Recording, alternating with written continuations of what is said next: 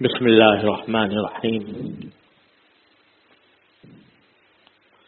الحمد للہ رب العالمین والصلاة والسلام على سیدنا و مولانا محمد خاتم النبیین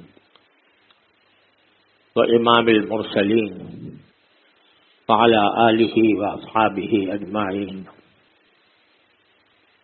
وعلى كل من تبعهم بإحسان إلى يوم الدين. اما بعد، میرے محترم بزرگوں، دوستوں، بھائیوں، السلام علیکم ورحمۃ اللہ وبرکاتہ۔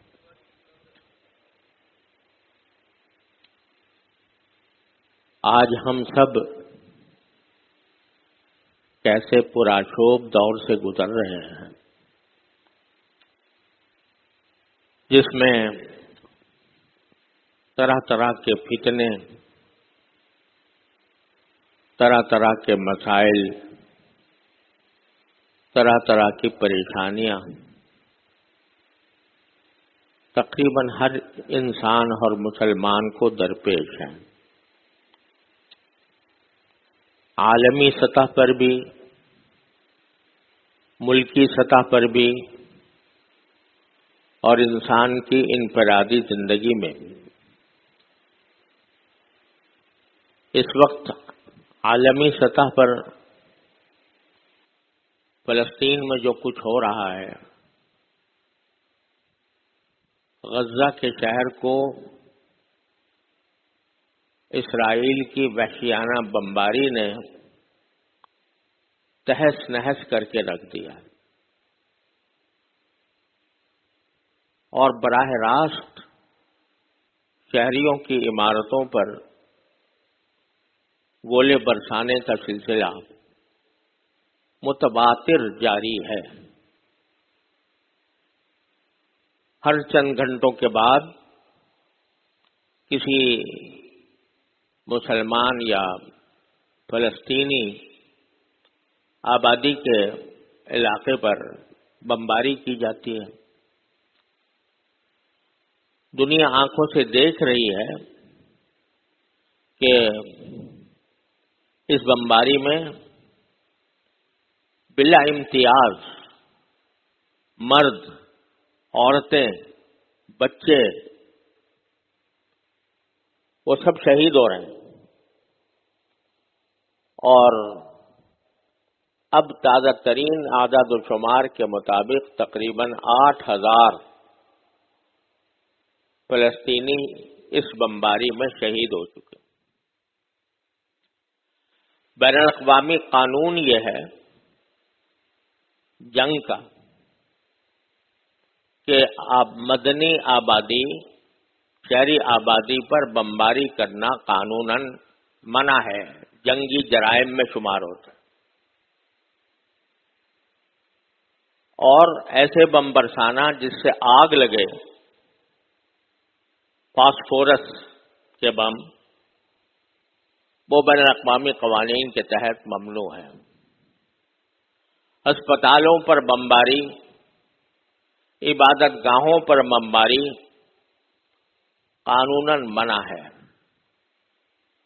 اور یہ قانون جو بین الاقوامی طور پر بنایا گیا، اس کے بنانے والے تو بہت بعد میں ان کو ہوش آیا۔ اصل میں نبی کریم سرور دو عالم صلی اللہ علیہ وسلم کی تشریف آوری سے پہلے جو جنگیں ہوتی تھیں، اس میں کوئی اخلاقی قدر موجود نہیں تھی، کوئی پابندی نہیں تھی۔ دشمن ہے تو اس کو جس طرح چاہو مارو، جس طرح چاہو اس کو قتل کرو، اور عورت ہو، بچہ ہو، مرد ہو، بالغ ہو، نابالغ ہو، لڑنے والا ہو، لڑنے والا نہ ہو، سب کو ایک لاٹھی سے ہانکا جاتا تھا، اور قتل کرنے کے بھی طرح طرح کے طریقے استعمال کیے جاتے تھے۔ دنیا کی تاریخ میں پہلی بار جناب نبی کریم سرور دو عالم صلی اللہ علیہ وسلم نے جنگ کے قواعد مقرر فرمائے۔ اس وقت جبکہ آپ کے دشمنوں کو ان قواعد کا کوئی پاس نہیں تھا، لیکن آپ نے فرمایا کہ اگر دشمن غلطی کر رہا ہے تو اس کا ذمہ دار وہ خود ہے، لیکن ہم بحیثیت مسلمان کے اللہ کے حکم کے تابع ہیں، لہذا جو لشکر بھی آپ روانہ فرماتے اس کو یہ ہدایت دی جاتی تھی کہ خبردار کسی عورت کو قتل نہ کرنا، کسی بچے کو نہ مارنا، کسی بوڑھے کو نہ مارنا، اور کسی عبادت کرنے والے کو نہ مارنا، چاہے وہ عبادت اپنے مذہب کے مطابق کر رہا ہو، کلیسا کے اندر ایک عبادت کر رہا ہے تو اس کو بھی مارنے کی اجازت نہیں۔ یہ پہلی بار دنیا کی تاریخ میں رحمت للعالمین صلی اللہ علیہ وسلم نے جنگ کے قواعد مرتب فرمائے، اور یہ قاعدہ مرتب کیا کہ جنگ کے دوران یہ معنی نہیں ہے کہ قتل عام شروع کر دو، جس کو چاہو مار دو، بلکہ اس کے قواعد مرتب فرمائے۔ صحابہ کرام اس کی ایک ایک لفظ کی پوری پیروی فرماتے تھے۔ اگر لڑائی کے دوران کوئی عورت سامنے آ گئی جو لڑائی میں شریک نہیں ہے تو ہاتھ رک جاتا تھا، کوئی بوڑھا آ جاتا تھا تو ہاتھ رک جاتا تھا، کوئی عبادت گزار آ جاتا تھا، جنگ کے جوش و خروش میں ہاتھ رک جاتا تھا۔ یہ قواعد سب سے پہلے دنیا میں رسول کریم سرور عالم صلی اللہ علیہ وسلم نے متعارف فرمائے۔ پھر یہ فرمایا کہ معاہدے کی پابندی کرو، معاہدے کے خلاف کوئی کام نہ کرو، اور اس میں ایسی روشن مثالیں اس امت نے پیش کی جس کی نظیر دنیا کی تاریخ میں نہیں ملتی۔ حضرت معاویہ رضی اللہ تعالیٰ عنہ بڑے زبردست حکمران تھے، اور روم کی جو طاقت تھی اس کو انہوں نے اس کی طاقت توڑی تھی، لیکن وہاں کے کچھ لوگوں کے ساتھ کچھ دنوں کے لیے جنگ بندی کا معاہدہ ہو گیا تھا، یعنی یہ وعدہ ہو گیا تھا کہ اتنی مدت تک ہم آپس میں جنگ نہیں کریں گے۔ جنگ بندی، چونکہ حضرت معاویہ بڑے سیاسی مدبر تھے، اس لیے انہوں نے یہ کیا کہ جنگ بندی جس تاریخ میں ختم ہو رہی تھی اس سے ایک دو دن پہلے اپنی فوجیں لا کر سرحد پر ڈال دی، اور یہ کہا کہ بھئی جنگ بندی کی معاہدے کی تو خلاف ورزی کرنی نہیں ہے، لیکن جو ہی مدت ختم ہو تم فوراً دشمن پر حملہ کر دینا، تاکہ وہ اچانک اس کے اوپر حملہ ہو تو وہ اس کا مقابلہ نہ کر سکے۔ چنانچہ فوجیں وہاں پڑی ہوئی تھی، لشکر وہاں پڑا ہوا تھا، ادھر وہ تاریخ کا سورج ڈوبا اور ادھر انہوں نے حملہ کر دیا رومی سلطنت کے ایک علاقے پر، اور چونکہ حملہ ان کے لیے غیر متوقع تھا، وہ یہ سمجھتے تھے کہ بھئی ابھی جنگ بندی مدت ختم ہوئی ہے، پھر فوجیں آئیں گی، پھر دیر لگے گی، تب جا کے کہیں جنگ ہوگی، تو وہ اس خیال میں تھے کہ ابھی اتنا اچانک حملہ نہیں ہوگا، لیکن وہ اچانک ہو گیا۔ کیونکہ اچانک ہو گیا تو بہت جلدی فتح ہوتی چلی گئی، بہت سے علاقے فتح کر لیے حضرت معاویہ نے۔ اب فتح کرتے ہوئے جا رہے ہیں، آگے بڑھ رہے ہیں، پیچھے سے ایک گھوڑا سوار دور سے آواز دیتا ہے، قفو یا عباد اللہ، قفو یا عباد اللہ، اے اللہ کے بندو ٹھہرو، ایک اللہ کے بندو ٹھہرو۔ حضرت معاویہ رضی اللہ تعالیٰ عنہ نے رک گئے، لشکر کو روکنے کا حکم دیا۔ جب وہ قریب آئے تو معلوم ہوا کہ وہ ایک صحابی تھے، حضرت عمرو بن عبسہ رضی اللہ تعالیٰ عنہ۔ انہوں نے کہا کہ یہ آپ نے جو اقدام کیا ہے کہ جنگ بندی کے فوراً بعد اچانک حملہ کر دیا، یہ رسول کریم صلی اللہ علیہ وسلم کے ارشاد کے خلاف ہے۔ کیوں؟ اس لیے کہ میں نے اب رسول کریم صلی اللہ علیہ وسلم کو اپنے کانوں سے فرماتے ہوئے سنا کہ من کان بینہ بین قوم عہد فلا یحلنہ ولا یشدنہ حتی یمضی اجلہ، او کما قال صلی اللہ علیہ وسلم۔ میں نے اپنے کانوں سے رسول اللہ صلی اللہ علیہ وسلم کو یہ فرماتے ہوئے سنا ہے کہ جب کسی قوم کے ساتھ کوئی معاہدہ ہو جنگ بندی کا، تو اس مدت میں اس قوم کے خلاف فوجی تیاری بھی جائز نہیں ہے۔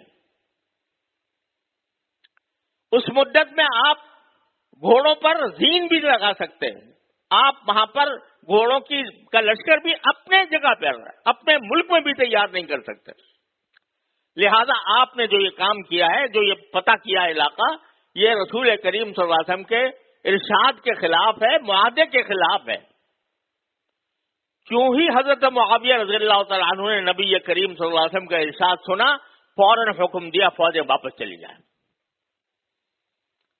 فوجیں واپس چلی جائیں۔ جو علاقہ فتح کیا گیا تھا وہ واپس لوٹا دیا۔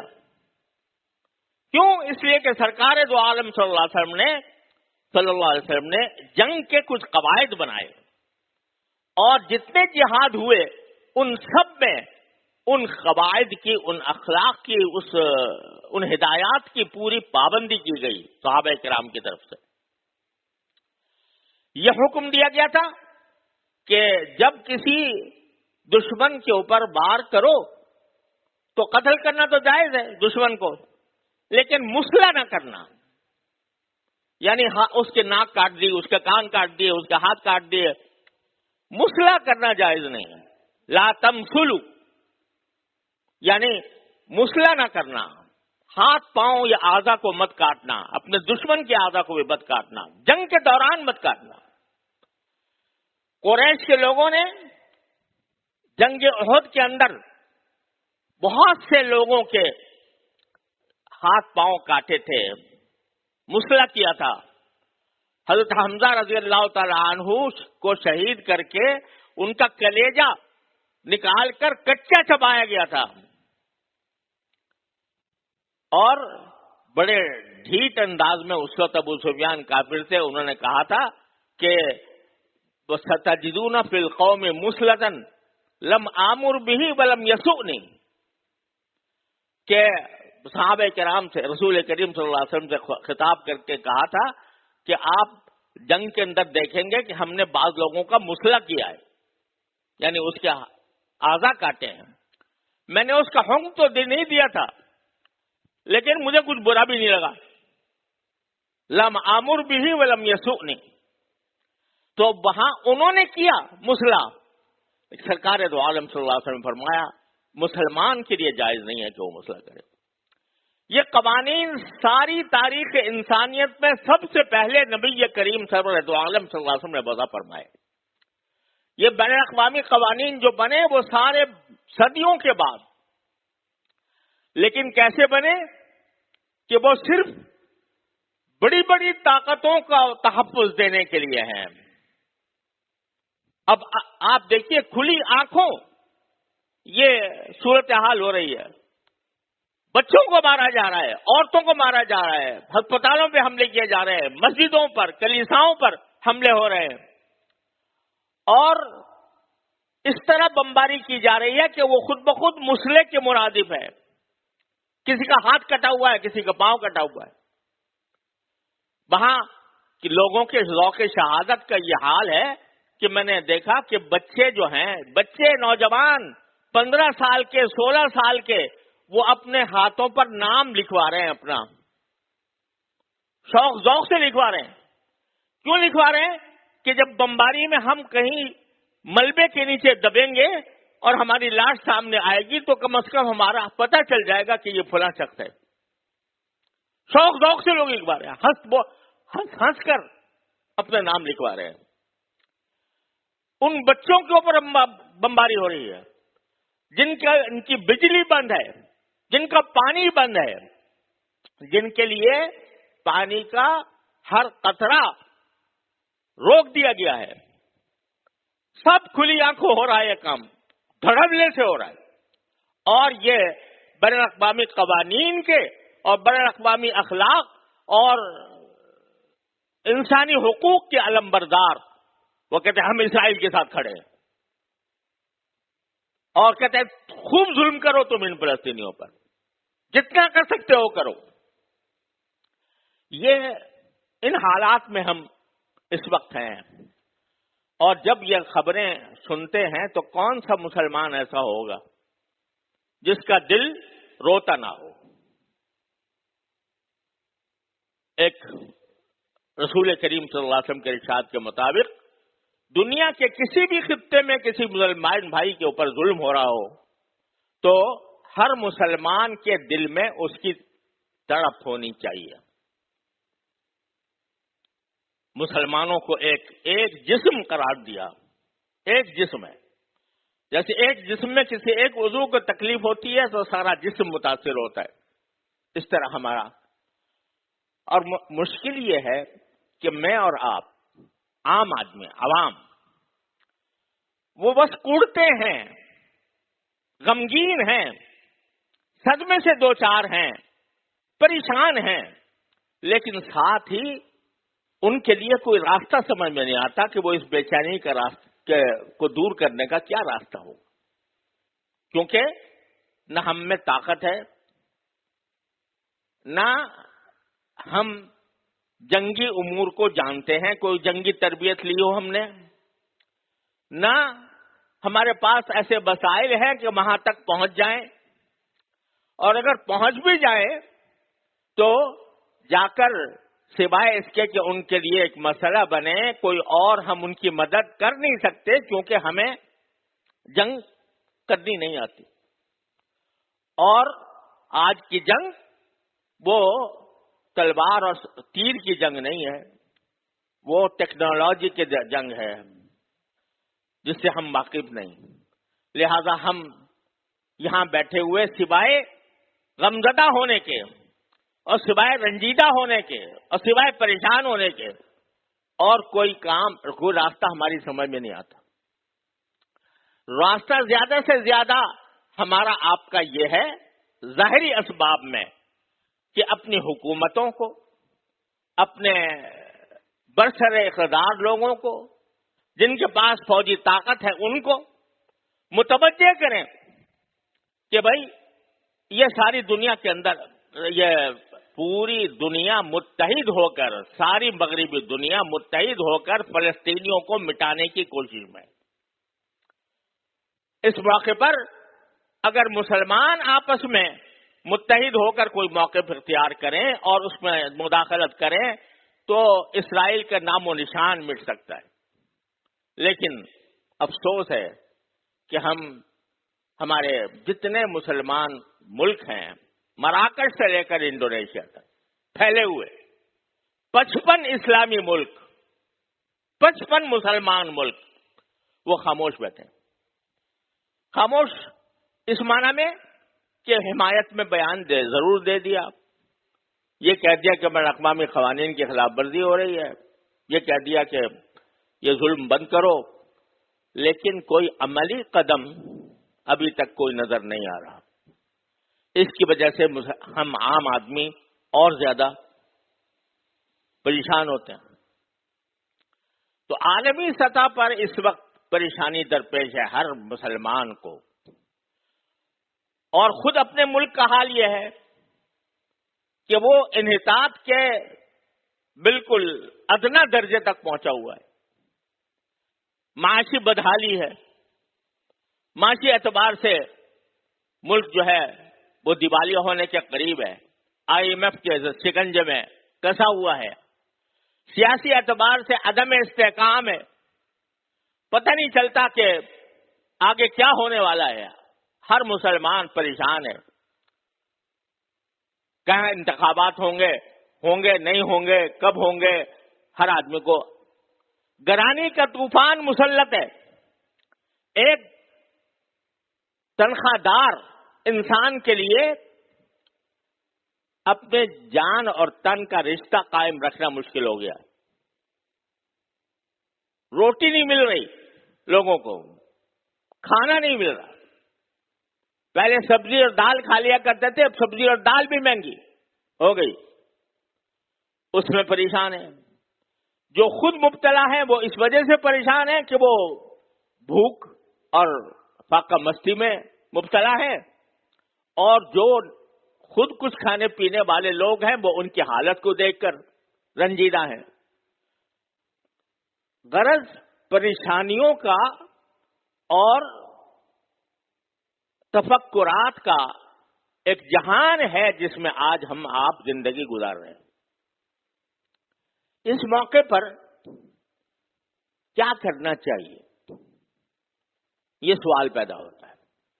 ہم جیسے آدمی, عامی آدمی, جن کے پاس اقتدار کی باغڈور نہیں, جن کے پاس یہ وسائل نہیں کہ اپنے مظلوم بھائیوں کی جا کر خود مدد کر سکیں, اور نہ اس بات کے وسائل ہیں کہ ہم اپنے قوم کے, اپنے ملک کے جو مہنگائی زدہ لوگ ہیں ان کی کس طرح امداد کر سکیں اور اپنے ملک کو کس طرح پٹڑی پر لا سکیں, یہ ہمارے بس میں نہیں ہے. ایسے موقع پر کیا کرنا چاہیے؟ تو اس میں گزارش کرنی ہے کہ جب بھی کوئی برائی آئے یا مصیبت آئے تو شریعت کا تقاضا یہ ہے کہ جس شخص کے اختیار میں جو کچھ ہے اس مصیبت کو دور کرنے کے لیے وہ کام کرے, جو کچھ اختیار میں ہے اس کے ذمہ فرض ہے کہ وہ کام کرے. مثال کے طور پر ہمارے معاشرے میں فساد کی ایک بہت بڑی وجہ رشوت خوری ہے. اب ہر مسلمان جو دن رات اپنی پریشانی کا تو اظہار کرتا ہے کہ ملک یہ دیوالیہ ہو گیا, فلاں حکومت نے نقصان پہنچا دیا, فلاں حکومت نااہل ہے وغیرہ وغیرہ, لیکن خود اس کا اپنا کام جو تھا کہ وہ رشوت لینا بند کر دے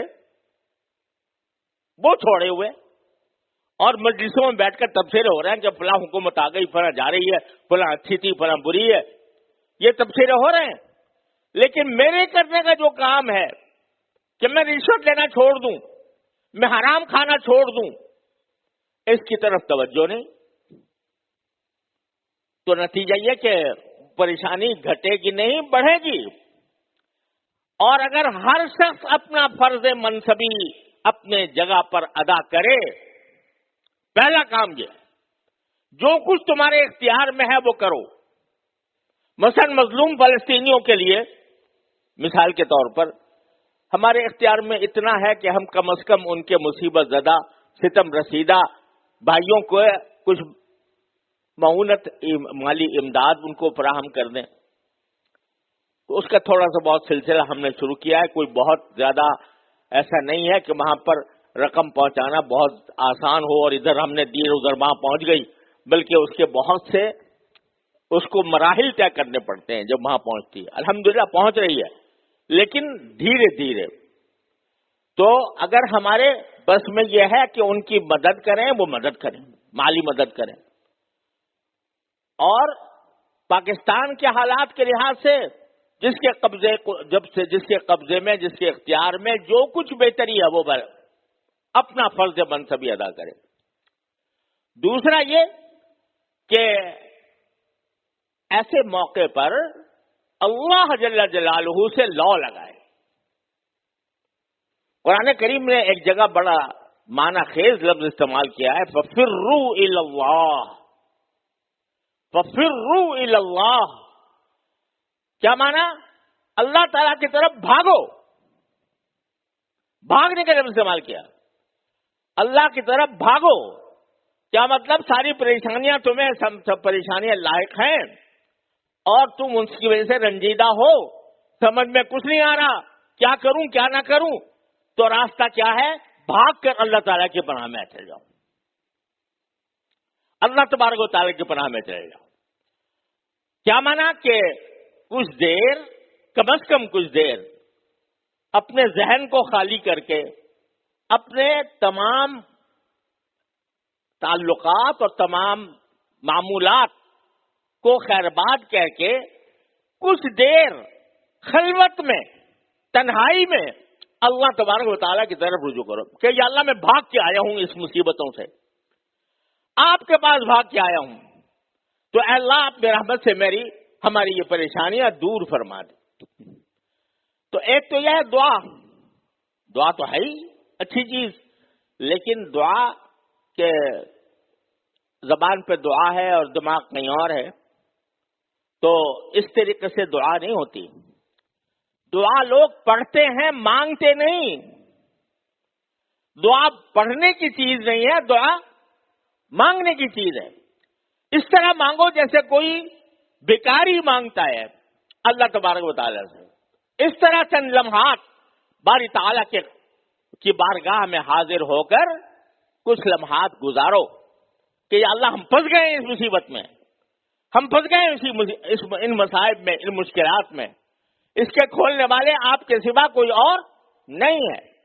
لا حول ولا قوت الا باللہ کہ کیا مانا کہ کسی میں طاقت نہیں ہے سوائے اللہ کے، کسی میں قوت نہیں ہے سوائے اللہ کے۔ اس کو پڑھ کر اللہ تعالیٰ کی طرف رجوع کرے، ہر مسلمان کرے، ہر جگہ خلوت میں بیٹھ کر ففروا الی اللہ پر عمل کرو، بھاگ کر اللہ تعالیٰ کے پاس جاؤ۔ لیکن چونکہ ہم مانگتے نہیں، مانگنے کی طرح نہیں مانگتے، تو اس وجہ سے بس ہر وقت تبصرے کرتے رہتے، فلاں جگہ یہ ہو گیا، فلاں جگہ یہ ہو گیا، لیکن وقت اس میں ضائع کر کے اللہ تعالیٰ کی طرف رجوع نہیں کرتے۔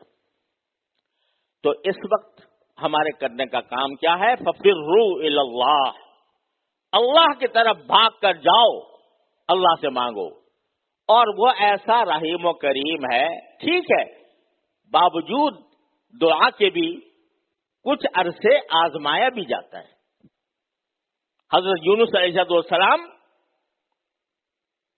اس میں گئے نا مچھلی کے پیٹ میں، تو فوراً دعا کرتے ہی ان کو نہیں نکال لیا گیا، 3 دن رہے مچھلی کے پیٹ میں۔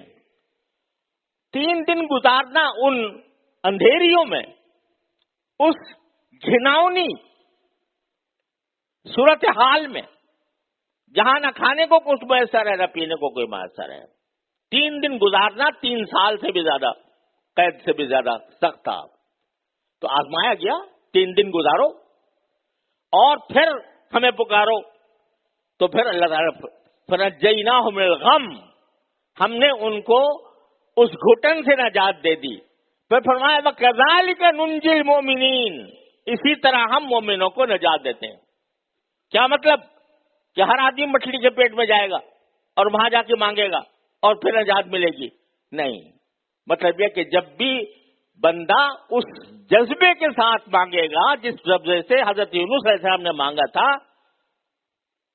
کہ لا الہ الا انت سبحانک انی کنت من الظالمین، تو اللہ تعالیٰ نجات دیں گے۔ اور اگر پھر بھی نجات مقدر میں نہ ہو تو بھروسہ رکھو اللہ پر، جو اللہ تعالیٰ کا فیصلہ ہے اس پر راضی رہو۔ یہ ہے ایک مسلمان کے کرنے کا کام۔ اللہ تعالیٰ ہم سب کو اس کی توفیق عطا فرمائے۔ وصلی اللہ تعالیٰ علی خیر خلقہ سیدنا مولانا محمد وعلی آلہ واصحابہ اجمعین۔